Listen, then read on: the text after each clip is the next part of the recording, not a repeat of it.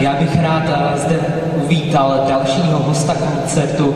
Je to Ondřej Pavlák, který je mladý, talentovaný muž, který studuje cestovní ruch na obchodní akademii a škole cestovního ruchu v Chocni. I přesto, že si právě vybral školu s takovýmto zaměřením, nedávno se mu otevřelo hudební srdce a vydal se po cestě umělce. Mně osobně to hudební srdce už otevřelo dávno, jenom ten hudební sluch ne a ne přijít. Celý náš život je o naději a o šancích, které buď pevně uchopíme, nebo je necháme plavat jednu za druhou. Je tu dnes spousta profesionálních a vystudovaných zpěváků, ale proč nedat šanci těm, kteří jsou teprve v začátcích? Rozhodla jsem se tomuto začínajícímu zpěvákovi šanci dát. A vybrala si ho proto, abychom společně s ním měli naději v nové věci, nové zítřky a nové začátky. V podání Ondřeje Pavláka uslyšíme píseň Mně sílu dáš, kterou původně nazpíval tehdy také začínající mladý zpěvák, nyní už muzikálový zpěvák Josef Wagner. Držte tedy Ondrovi palce, ať se mu to jeho první veřejné vystoupení podaří.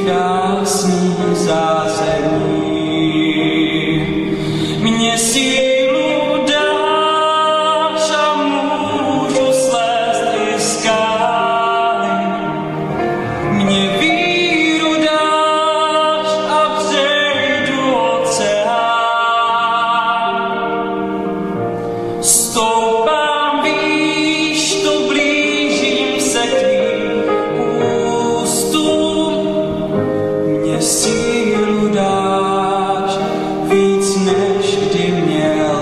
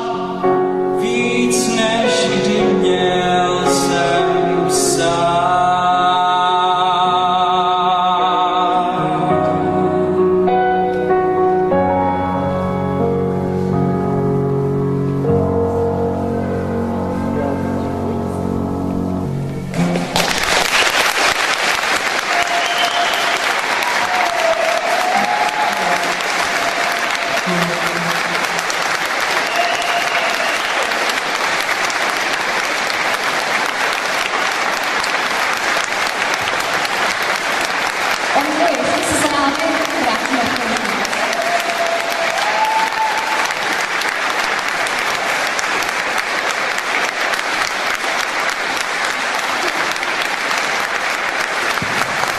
Pro tebe.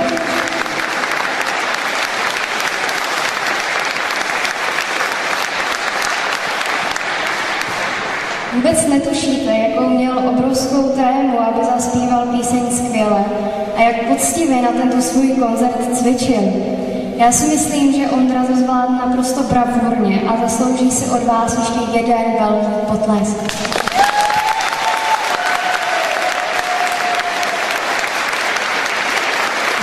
Dámy a pánové, teď už zpěvák Ondřej Pavlák.